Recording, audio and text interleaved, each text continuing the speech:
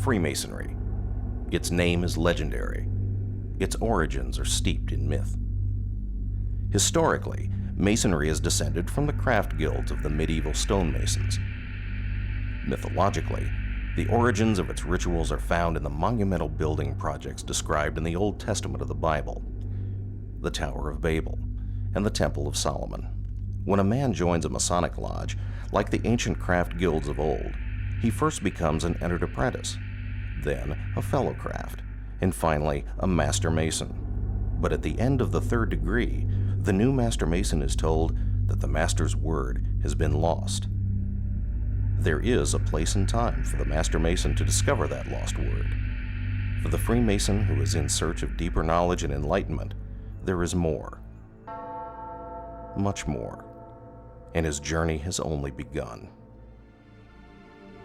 It is generally believed that the city of York in the north of England is the origin of what became modern Freemasonry.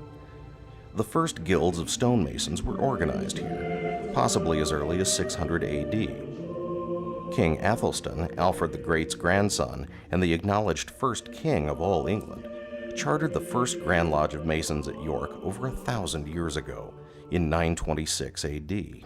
From that day to this, York has been revered as a place of origin of the Freemasonry we practice today. The York Rite is actually a comprehensive term used for 3 cooperative groups that confer a total of 10 degrees in the United States. There are 4 Royal Arch degrees, 3 Cryptic Mason degrees, and 3 Christian chivalric orders, culminating in the Knights Templar order. The degrees and orders making up the York Rite are considered concordant to the first 3 Masonic degrees, meaning they confer additional ceremonies that enlarge and expand on the first 3 lodge degrees. They're not considered higher in rank or importance than the Master Mason degree, and not every Mason goes on to take these degrees. Think of them more as continuing your Masonic education. They are additional steps on the path to Masonic light.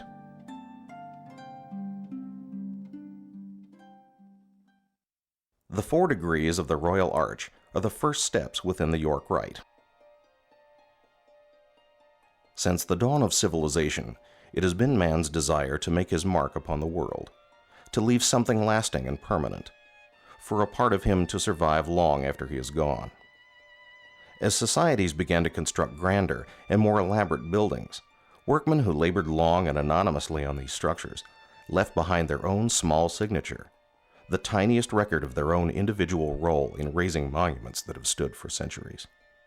When the great cathedrals and castles of the Middle Ages were constructed in Europe, the stonemasons who labored upon them left the same kind of record of their own workmanship behind. These tiny symbols are known as Mason's marks. This is a part of the first York Rite degree, the Marked Master, and it concerns the workmen building King Solomon's temple. The degree of Marked Master teaches the candidate the value of workmanship, honesty, and charity. Like the old stonemasons, every modern Marked Master devises his own individual Mason's mark that each chapter keeps on file in a book of marks. The Marked Master degree is followed by the Past Master and Most Excellent Master degrees. The culmination of Royal Arch Masonry is the Royal Arch degree. Not long after the building of King Solomon's temple, Jerusalem fell into chaos. The people turned away from their ancient faith, and pagans and invaders destroyed the magnificent temple. The people of Jerusalem were taken out of Israel to Babylon, where they suffered years of captivity. When they at last returned to their city, the rubble of the old temple was cleared away, and a new one was erected on the same site. The story of the Royal Arch degree occurs after the destruction of Solomon's temple, beginning with the discovery of a hidden crypt under the ruins and the search for secrets that had been lost to mankind. The Royal Arch Mason at last discovers the Master Mason's word and where it was placed after the death of our Grand Master Hiram Abiff. The principal symbol of the Royal Arch is the keystone, the stone that is placed in the middle of an arch for strength and stability. In England, where this degree originated, it is considered to be the conclusion of the Master Mason degree, and many lodges around the world do not consider a man's entrance into Freemasonry complete until he has received the Royal Arch degree. The next step in the York Rite journey is cryptic masonry. The Council of Royal and Select Masters, or Cryptic Council, confers 3 degrees. The Royal Master and Select Master degrees in particular are based upon the legend of Enoch the Patriarch, the great-grandfather of Noah. Enoch excavated 9 underground vaults, or crypts, one below the other, beneath Mount Moriah in Jerusalem, where Solomon's temple was eventually constructed. Each vault contained secrets, and at the bottom of the 9th vault was the greatest secret of all, the sacred, ineffable, unspeakable name of God. The cryptic rite presents 3 degrees. The Royal Master degree returns to the days before Solomon's temple was completed. Here the candidate will walk with Hiram Abith, grand architect of the temple, and his successor, Adoniram, and learn a lesson of mortality. The Select Master degree partially concerns the deposit of the secrets of the temple into their hidden location in the crypt. As a Select Master, you will learn how and why the Master's word was lost, how the lost word was preserved, and how it was discovered, by whom, and for what purpose. The Super Excellent Master degree concerns the period long after the destruction of Solomon's temple and the exodus of the Hebrews.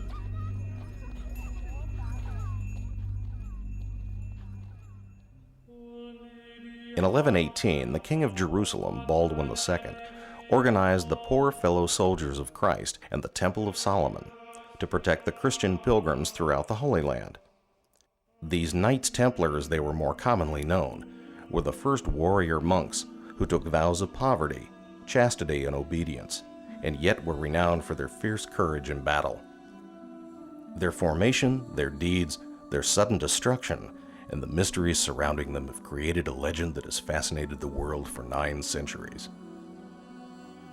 The Templars took the obligations of chivalry farther than any man had before them, pledging themselves both to chivalric virtue and to the monastic vows that governed their faith.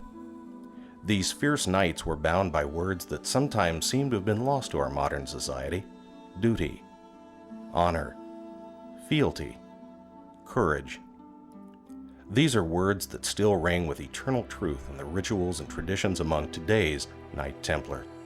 The modern Knights Templar is a Christian chivalric order, and it is unlike any other order of Freemasonry.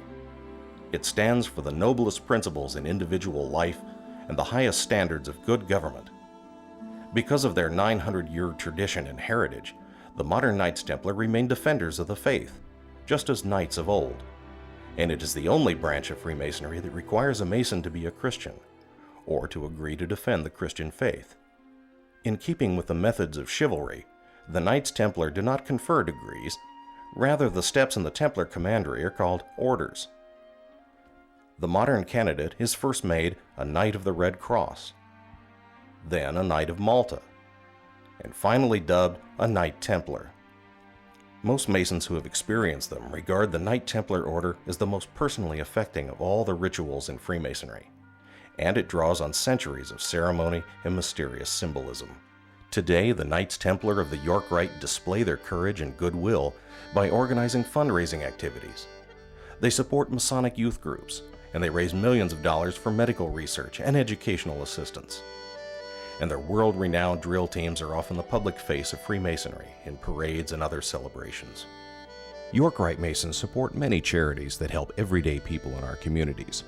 The Royal Arch Research Assistance Program supports research into auditory processing difficulties. The Cryptic Masons Medical Research Foundation funds cardiovascular research programs. The Knights Templar Eye Foundation provides research grants, surgical treatment, and hospitalization for patients with vision problems. The Knights Templar also sponsor pilgrimages of Christian ministers to the Holy Land to enhance their religious experience. The Royal Arch Chapter, the Cryptic Council, the Knights Templar Commandery, all part of the York Rite of Freemasonry. The York Rite is a fun, diverse, and fascinating path on a Mason's search for knowledge and personal growth. It is rich in symbolism and history, and it links the modern Freemason with hundreds of years of history and thousands of years of legend. The York Rite Mason has a whole new world of ritual, tradition, and knowledge ahead of him. The journey that begins at the altar of his Masonic lodge is a journey that truly never ends. But the next step for a Freemason in search of Masonic light should be into the world of the York Rite.